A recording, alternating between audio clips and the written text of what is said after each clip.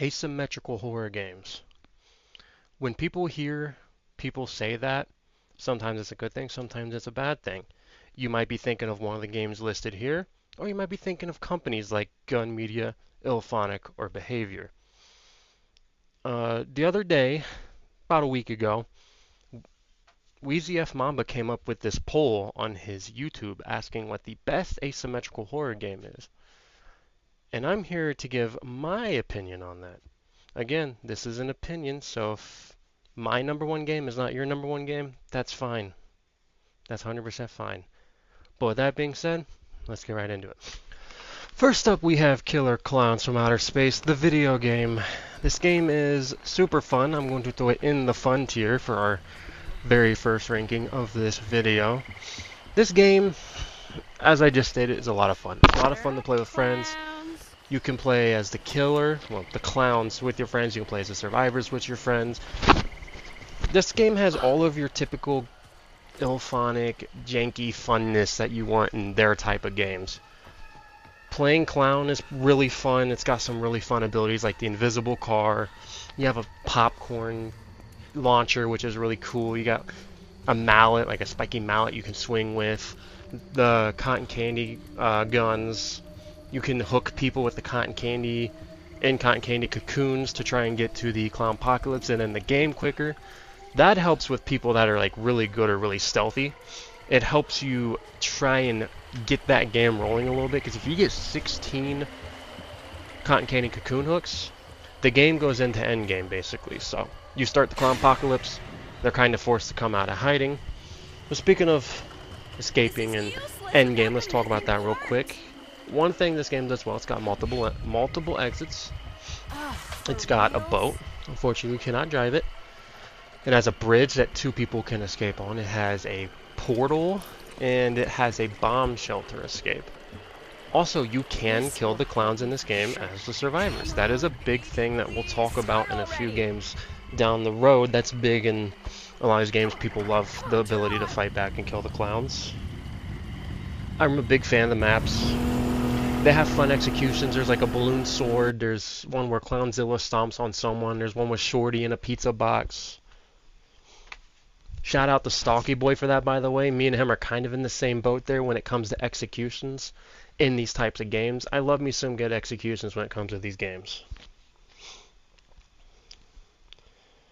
I do like how the game tries to keep you and your friends together. If like you're in a party, they try their best to keep you guys together and not separated. I wouldn't say this is the best ASYM game because it does have its issues. It's very janky, it's very clunky. We haven't had new content in forever. Now Survivor, real quick, on the Survivor side, other than the fighting back and the escaping, the customization is elite in this game. You can customize literally everything. Hair colors, hairstyles, makeup, eye color, clothes color, everything you can think of, you can edit. There's also cool skins, like there's like Santa, there's Elvira, Tom Savini's in the game. There's a bunch of cool skins. Debbie and I can't think of the guy's name. That one's gonna kill me. I can't think of his name. But the two main characters from Killer Clowns the movie, I can't think of his name. Mike? Is it Mike and Debbie? Is that what it was? The looting is pretty good.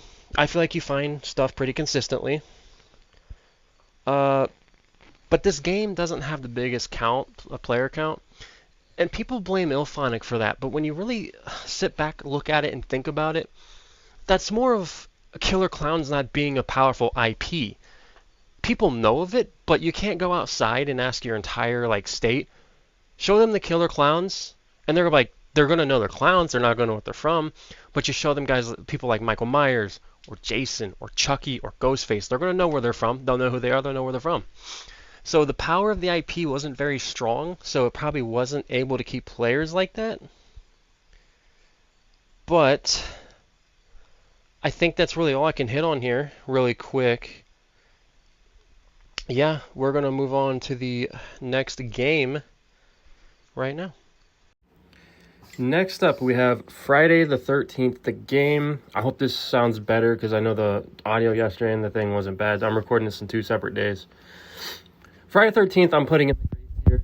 It is I guess the best tier in this instance. This is my number one game. That spoiler alert there is no game I'm going to put over Friday the 13th.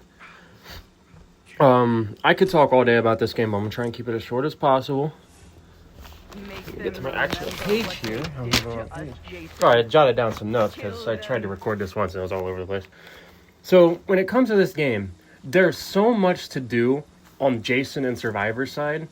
Jason's got traps that you can go trap the phone fuse. There's cars that you can trap. There's boats that you can try and set traps for. He's got to protect his shack so they don't kill him.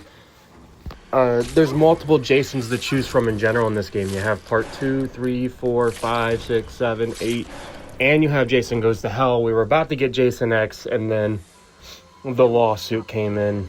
Everyone knows how that played out. Rage mode. Rage mode was a very good feature for Jason, in my opinion. When it first came out, it wasn't very good. But later in the cycle, when they actually buffed it, it was really good. Like, survivors could jump you for maybe, 5 minutes of game time. But as soon as Pamela's laugh and that hockey mask icon showed up on the map, you knew you were done. You were not going to stay near where you just knocked down Jason after that. You were running for your life.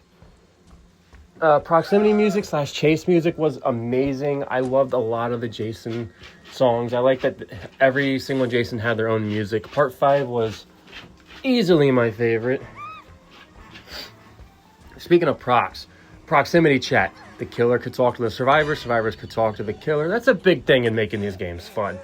Sometimes it can be a little toxic if you got toxic people saying toxic things, but otherwise it's fun to play with prox chat. I like the walkie-talkie aspect of the game. If you pick the walkie-talkie, you'd hear everyone that had one, I should say. For both sides, I loved how they did their stats, and their strengths and their weaknesses. Like AJ, who was my main, she was stealthier, but she was kind of well balanced. She could repair. Her luck was pretty decent. It was a 4 out of 10, I think. So it wasn't trash. But Deborah could repair things fast because she had 10 out of 10 repair. Or Tiffany, she had 10 stealth, so it was really hard to find her. There's another one. Bugsy had 10 out of 10 strength. Vanessa was very fast. She didn't run out of stamina. She was really annoying to play against if you were a walking Jason. The bloody skins for Jason was a fun addition. Jason could also swap his weapons pre-game later on in the game cycle, which was a good way to freshen things up. If you wanted to play part 6, he used to just only spawn with the spear. But when they changed that, he could spawn in with a machete or an axe, etc., etc. And the kills are my favorite thing in this game. I'm pretty sure I shouted out Stocky Boy and the Killer Clowns thing. I love kills and executions in these games. I like playing killer. I am a sucker for some nice, gruesome, cool-looking executions. There's the bird bath kill in this game. Loved it. It was probably my favorite. Choke slamming people on a tree stump. Jason could cut arms and heads off. Punch heads off. Choke people to death, a lot of stuff that Jason could do.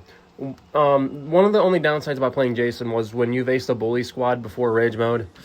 It was not fun at all. Counselors, though, they have a lot of nice, decent customization. I won't retouch on the perk. I'll touch on the perks, but not the attributes inserted to that. I love the perk system in this game.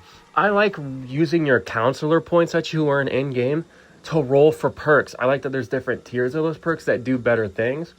And I like that it doesn't feel like that completely controls the game and how it plays. I guess the only one you could probably say is My Dad's a Cop, because it does speed up the process of the cops getting there. But if you're a Jason and you have the power turned off, you have it trapped, it's not going to be a problem for a while. The looting was really fun. Depending on how much luck your character had, it was kind of annoying sometimes. As I stated earlier. Driving was insanely buggy in this game.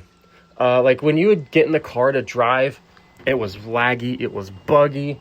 But talking about the car, one thing this game does well, that games like Dead by Daylight, which we'll talk about later, doesn't do, multiple ways to win as a counselor. You can get out via car, via boat, via the cops, or you could kill Jason, which is a huge one for some people. I was a Jason killer. I liked killing him. I didn't go out of my way to make sure it was the only thing I did all the time, but I killed him a lot. This game was really good at fixing their glitches. A lot of good memories here. They had 3 good maps at launch. Good maps came later. A lot of those that people didn't like, I liked them. Slasher feel was great, and the best thing about this game, it is shut down currently, but this is the best part about it. There is an offline mode. You can play with bots. You can play the offline challenges, which are basically playing through the movies as Jason. And that's awesome. That is really, really awesome. And I think more ASYM games need to do that. There's one we'll touch on way, way, way at the end of this video that does do that. And I'm so thankful that they do that. But Friday the 13th is my number 1 game. Just to reiterate, number 1 game. It's number 1 in my best/great tier, whatever you want to call it. Let's go to the next game, shall we?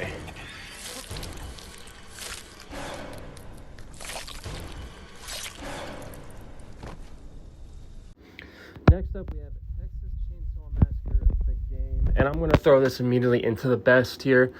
This is my number 2 game. So that means you guys probably know what's coming third, or maybe you don't. And maybe that's going to make some of you mad. But the game that I have ranked third, I still think is better than the other games left on this list. But it's not better than these 2. The first thing I guess I can talk about is the Full Potential thing by Gun. They were just, I don't know what happened there.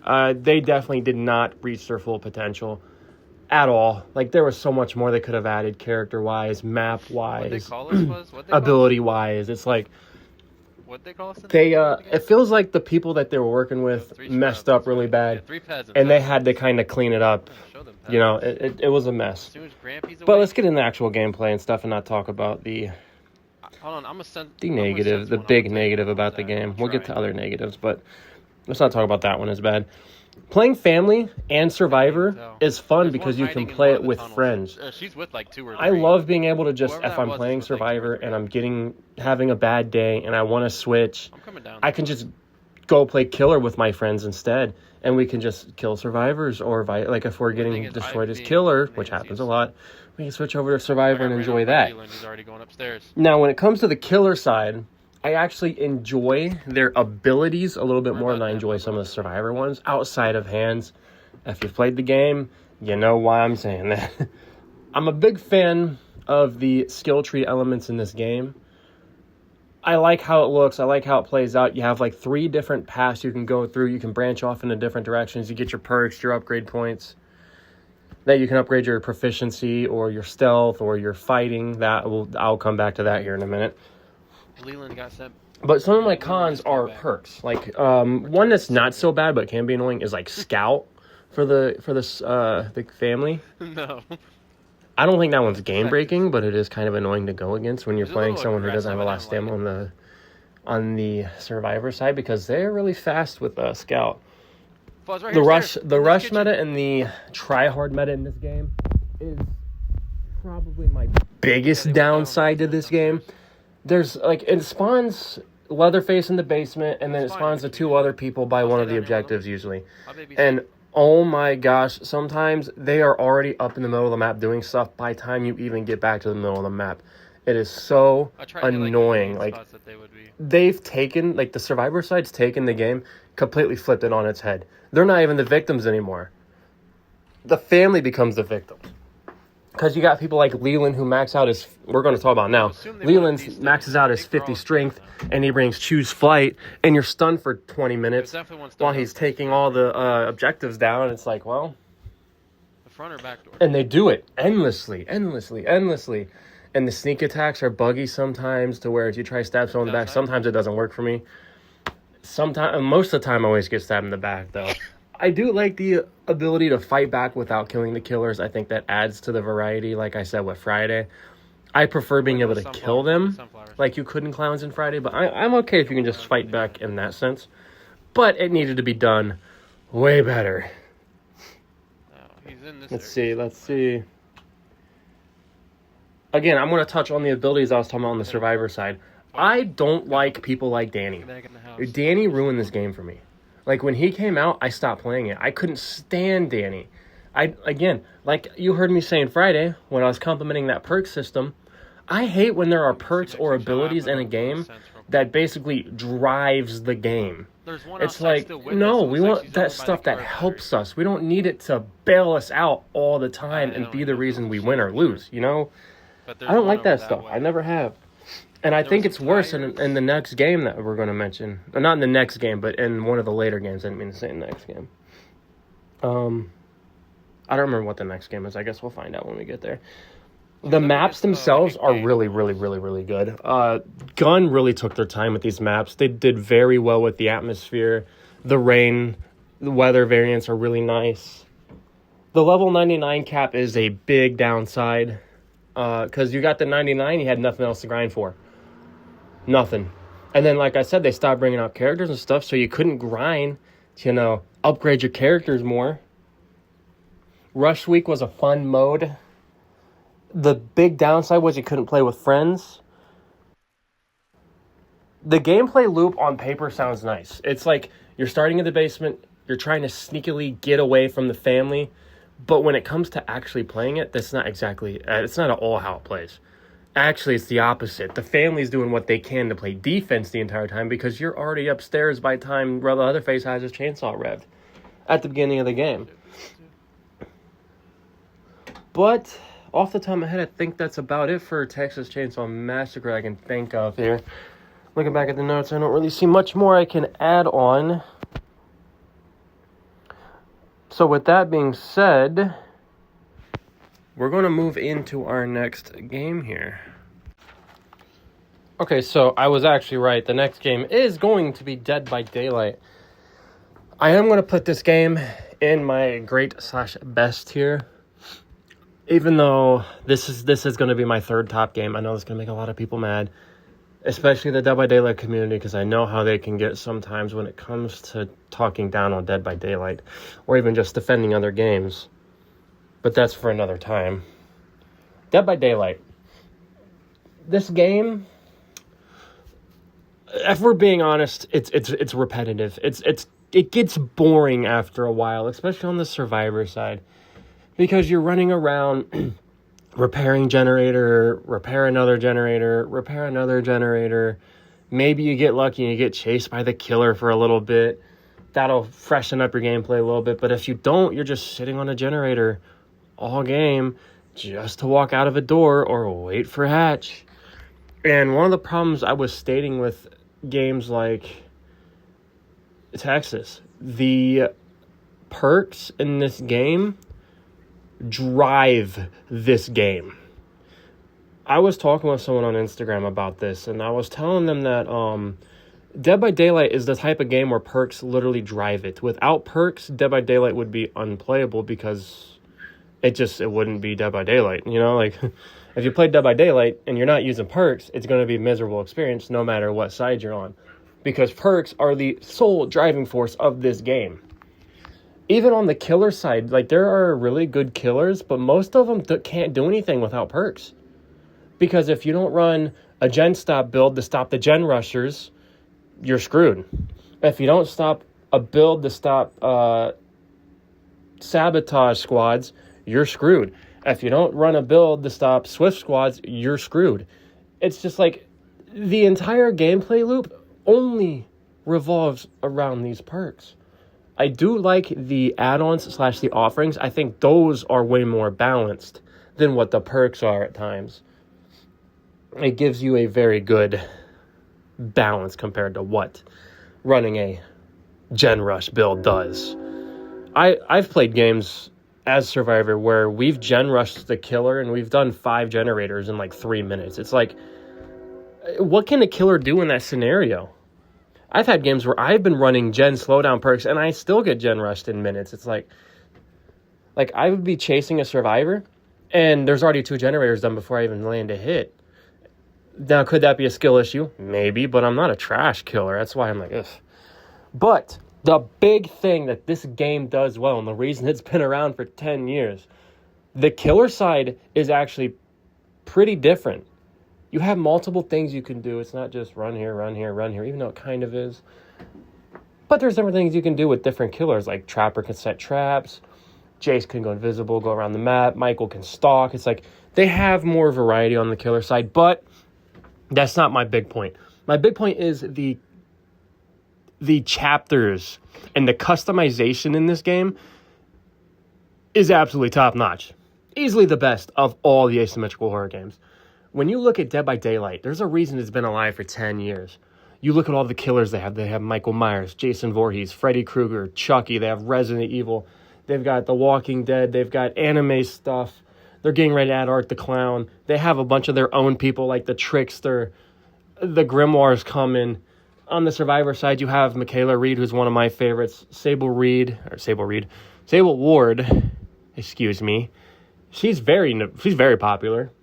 You got people like V, like they just do really good with their chapters, their characters, their cosmetics for these people. Like Trickster has a whole other cosmetic that's a female version named Mina, and it's really cool. Also, another thing to touch on the Survivor side really quick, going back to that, I forgot to touch on items. I know I touched on add-ons and offerings. I do like the items offering where you can bring in toolboxes, med kits, even though it does kind of cancel out my whole complaint about gen rushing and stuff like that. I think it's cool that the survivors get to bring in stuff to help them in the trial. But like I said, just a quick rundown here. Customization is elite. Sorry, I thought someone was coming. Sorry. Customization's elite. The content is elite. Meta builds are super annoying. Kind of hurts the game. Swiss squads kind of hurt the game. The good thing about the game is it's very easy to understand. The gameplay loop is simple as a survivor. You just repair a generator and you leave. There's a lot of things to grind for, which is really good in these games. And it's something I forgot to add in my Killer Clowns portion. In Killer Clowns, there's a lot to grind for. There is. There's a whole bunch of challenges that give you cosmetics and items and all sorts of stuff. But Dead by Daylight does it very well. There's a Prestige 100 characters. I only have one. It's Michaela. Excuse me. There's just so much to grind for. I'm blanking on all of that. I know there's Prestige characters. There's shards you can get from leveling up that you can get characters and cosmetics and stuff for. Like I said, the gameplay is repetitive, and I touched on it at the beginning. I think Dead by Daylight has the most toxic community in the ASYM world. There's a lot of great people. There really is. But there is a lot of people that are just really bad. But, to be fair, it's like that in all games. Every game has those people. But with that being said, Dead by Daylight is going to wrap up here. Like I said, I don't know if this is going to make some people mad, but this is going to be my number 3 ranked game. With that, let's get on to the next one. All right, here we go. Next game will be Predator Hunting Grounds. This game, I don't think was given too much of a fair shot. But I'm going to put it in my fun tier at number 2 for now. Actually, at number 2 for now. There may or may not be a game that jumps both of these games in the fun tier. There was something I wanted to touch on about Dead by Daylight and the other games that I completely forgot about to this point. Roll queues. I know that's a big thing for a lot of people. For me, not so much. I hate picking. So, in my opinion, roll queues are not that big of a thing for me. But I completely understand the people that want to pick what side they play. And for Dead by Daylight, that is one of the pluses for it that you can give it. You can pick whether you want to play killer. You can load in as whatever killer you want. You can load in as a survivor. Friday the 13th had a preference system mainly. So did Killer Clowns. But that didn't come until later. At first, it was just random.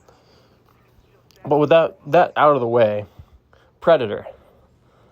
When you play the Predator right in this game, it's probably the most satisfying role you can play out of all of these games. Because the Predator's tough. He's really, really, really tough to play. He's not easy in the slightest. So when you get a good game in with him where you can just wipe the floor with the NPCs, we'll get into that in a minute, and the fire team, it's so satisfying. It really is. They also give you a lot of equipment as the Predator and as the fire team. The Predator can switch out his stuff. He can have, like, I forgot, like a throwing disc. He can have nets, not webs. He can have a decoy grenade, basically. He has tons of stuff to his ability. The fire team has a bunch of weapons to choose from shotguns, LMGs, assault rifles, different pistols, different like grenades, flashbangs, healing packs, all sorts of stuff. So many different ways to play both sides. Also, there's a lot of predators to choose from in this game. I think Illfonic said there's over like 40. That might be a bit of a stretch, but there's a lot of predators. And they're still dropping predators kind of to this day. They dropped one not too long ago. But I was just touching on NPCs. Yes, the predator can kill these NPCs. So can the fire team. The only problem I have with them is they're a little dumb, but at least they shoot back and they can give you a bit of a challenge, especially if the predator's nearby. You kind of got to choose whether you let the bot shoot at you. I just stuttered really bad right there. Let me rephrase that. You got to decide whether you want to let the bot shoot at you and try and take out the predator, or try and take out the bots as fast as possible and then worry about the predator and hope he's not behind you, slashing you down. The clock is really against the predator. I would say this game is a little more survivor-sided in that aspect, because all they need to do is rush point. All the fire team needs to do is rush point, and if they complete their objective without really causing a gunfight, it's going to be very hard for the predator to find them. You can also cake yourself in mud so you can't really be seen by his thermal vision. I couldn't remember what it was called for a minute.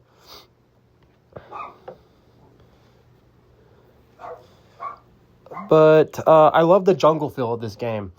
It's really scary hearing the predator in the background, and you have no idea where he's at, because he's cloaked and he's jumping from branch to branch to branch to branch, and you're like, I don't know where he's at. This is terrifying. You're looking up on trees trying to shoot down branches and stuff. This is probably the most skillful asymmetrical game so far on both sides, because at least for me, maybe I'm just bad, but the recoil pattern is very wonky in this game. I hate the recoil pattern in this game.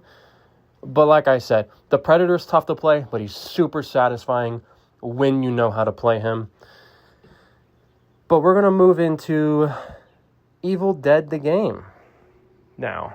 So real quick, I don't have a lot of footage for Predator, so I am going to be using some trailer footage.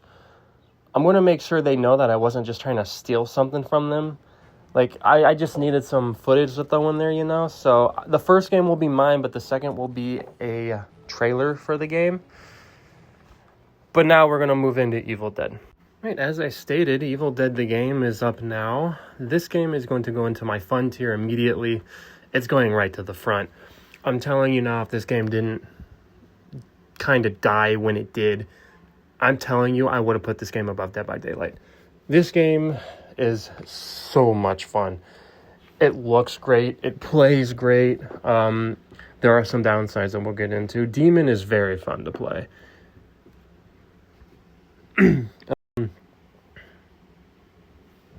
There's a really nice suite of abilities and like attacks. Like you have your heavy attack and you have your light attack. Your light attack, you swing more, but you do a little bit less damage.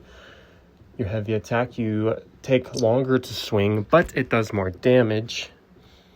I do like the skill tree system in this game. I don't think it's as good as TCM's, but it's okay. It's okay.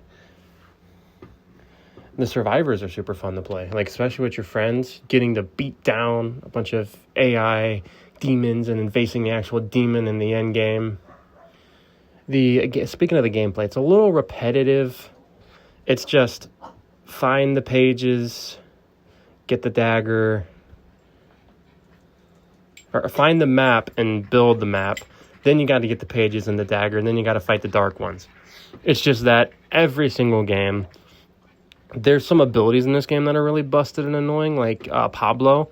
He can't be spotted by the demon, really. Like, if he's in a car, like, I think the demon can see the car moving on the map, but he can't see him. And he doesn't get alerted that a car is being driven either. So, Pablo is very good at rushing objectives. And he still kind of is. Kelly has, like, an unlimited juking, which is really annoying when you're playing against it, but really fun when you're playing as it, because I'm a Kelly main, so I get it. Cheryl is a very good, like, medic. Whenever she drinks a cola, it heals everyone. Or it's a Shemps, right? Not a cola. It's a beer, I think, technically.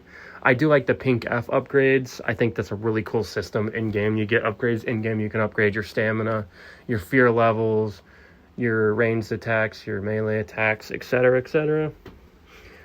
And like I've said in other games, executions. The executions in this game are beautiful. Based on what weapons you have, you get some really good ones. There's a lot of weapon varieties around the map. There's twigs, spears, machetes, knives, syringes. Ash gets the chainsaw. There's sawed-off shotguns. They call it the boomstick, of course.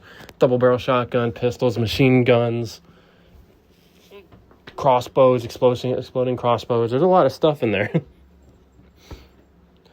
A good demon is really fun / can be annoying to play against because there's a lot of people to kill. But if you get like a ball that knows what he's doing, you're done. Or like an evil Ash, you're done. Or even an Elagos. Elagos is really annoying to play against, but he's fun to play with. One of my other big problems about the game is I feel like there's not enough teamwork in this game. I feel like it's just a bunch of people running off in their own direction to go find their own pink F. And it's like, you could have pinged that and let us know where it's at. You know, that would have been cool. But some people just don't do that. And I guess it's whatever, you know. But, yeah. I think the 1v4 works really well in this scenario. It's 1v4 versus everyone else around the map. There's stuff around the map you can interact with. Like, demons are spawned in certain parts of the map near objectives. The demon can set up traps to spawn in more. He can just spawn in more in general. I do like the maps. I like the atmosphere. It's dark. It's gritty. It's got a little bit of a scarier feel to it at times. I do like that there's characters from every bit of the Evil Dead universe, whether it's Mia from the remake or Ash from Ash vs. Evil Dead, Kelly from there, Pablo from there. There's Ash from the original Evil Dead. There's characters from the third Evil Dead movie. There's a lot of representation from around the franchise. I think even Ash's dad is in there, which is awesome. But really quick, that's about all I can think of for Evil Dead. Like, just a quick little run-through of it. It's fun to play on both sides. The executions are top-notch. There's not much customization, unfortunately. That's a little bit of a downside. The game didn't last as long as it probably should have. Skill tree system's okay. There are some abilities that are super annoying to play against. Some of them are good, but not game-breaking. Just love the way this game plays. I love the way it looks. And like I said, when I first started this, if this game would have lasted a little bit longer, I promise you it would have been above Dead by Daylight. So I would have probably had 4 games in my great / best tier. But with that, let's move on to our final game. Next we have Ghostbusters Spirits Unleashed. I said Spirit. What can I say about this game? I think it's easily the worst out of all the ones that I have listed on here. It's a fun, family-friendly game if you want to play it with friends and family and just chill, have fun. Don't worry about trying too hard. This is the game for you. Playing Ghost is really fun. Believe it or not, there's actually a lot. There's a lot of Ghosts you can play. I think there's like 7 different Ghosts you can play that all have different abilities. Interacting with the NPCs in this game is a lot of fun on both sides. You have to scare them as the ghost and try and get them out of the building, get your building to 100% haunt, and then survive for, I think, like a minute. And then you win. The Ghostbusters, of course, they have to catch the ghost. You catch the ghost 3 times. I think it goes into his final catch. I think he has 3 portals he can respawn to. But those portals can be defeated if the Ghostbusters find it and destroy it. The customization in this game is deep. When I tell you it's deep, it's deep. Especially for the Ghostbusters. You're going to see what my character is looking like in here. It might be in the video it's going to be playing here in a minute. I haven't thrown my video in yet, so you'll see it. It's like got pink camo on. It's like, it's crazy. Like, the customization of this game is pretty good. That's one thing Illfonic has always gotten right. They love to let people customize and have fun with their characters, and I respect that. There's a lot of decent abilities for the Ghostbusters. There's trackers. There's this. I can't remember what it's called, but it like detects the ghost. You can stun the ghost with it. I can't remember what it's called to save my life.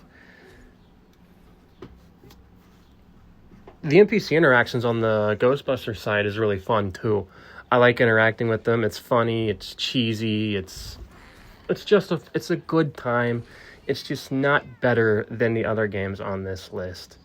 It's not. It's fun. It's cartoony. Like I've said, family friendly. You want to play this, like if you got kids, you want to play this with your kids, it's the perfect game to play with them. I've mentioned it's fun to play both ways. I 100% stand by that. The only problem is if you're in a game and you got players leaving, your bots that it replaces you with are not very good. Like if you had the ghost like tethered and you kind of drag it to your trap, sometimes they'll like extra tether it and then they'll start pulling it away and it's like, what are you doing, dude? It's like... Also, the biggest problem with this game is there has not been anything new in it in forever. That might be the biggest problem with Ghostbusters Unleashed. Spirits Unleashed. I did it again. But, also, don't get me wrong, this is a big IP. But this isn't one of those ones where people are going to go out of their way to play it, I feel like. Like, if people see, like, oh, Ghostbusters going on, it's whatever. Like, I feel like that's what a lot of people are going to react with. But this one was very short. Actually, because I don't have really a lot to say about it. It's my last place game for a reason. I've named off my pros. I've named off a few cons. It's just, in my opinion, it's the worst of the ASYM games, at least that I've played. The 7 of them I've played, this is the worst of the 7. With that being said, though, that's going to do it for the ranking. And here's the part of the video. You're going to see something different show up in the background. This is the multiplayer overview from Halloween the game. This is where I'm going to talk about what to try to expect here in the upcoming months. And kind of just let you guys know that Universe Mode's not going anywhere. I want to reiterate that. I know we've been slacking on the Universe Mode content, but that's just because us 3 commissioners have really struggled to kind of mesh together. Our schedules have been such a mess that it's been kind of interfering with our Universe Mode stuff. But I was wanting to branch out more. Maybe I'll even do a Madden franchise. I think I could do a Madden franchise better than I could do an MLB The Show one. So I'm thinking about doing a Madden franchise. So that might be pretty fun. But Halloween the game comes out in 37 days. And you guys, if you've seen my channel, you know how excited I am for this game. I have posts about it. I have shorts about it. I've counted down times. I've had a few countdowns about it. There's a countdown in my description of all my streams. But this game is going to be played a lot. I just want to give you guys that fair warning that when September 4th hits, you're going to see this game a lot. And I'm here to reiterate that Universe Mode will not be going anywhere, even when Halloween comes out. We enjoy doing the Universe Mode stuff too much. We just like having it there so we can go back and watch it whenever we want to. But it's even better having an audience. People like Caleb here watching it. That helps. It makes us want to do it more. But I've been wanting to branch out for more games for a while now. I just felt like I trapped myself into only doing Universe Mode stuff. But as soon as they announced Halloween, I'm like, this is my chance. This is what I've been waiting for. I'm going to be streaming probably a big chunk of the day when Halloween comes out, because I'll probably be on the game all day. I plan on making a video of my first maybe 2 or 3 Survivor games and my first 2 or 3 Michael games. I think that's going to be a lot of fun. It can help me hone up on my editing skills and things on the lines of that. I hope you guys are as excited about more Universe Mode content, about Halloween content, maybe Madden. I'll see how I'm feeling about that. I'm really thinking about it. But if MRC was here, he would say, ladies and gentlemen, boys and girls, carrots of all ages, thanks for watching. That's going to do it for the ASYM tier list. And it's going to do it for my little channel update. Just keep an eye on my posts. I'll keep updating stuff there. But with that being said, I'll see you guys next time. Deuces.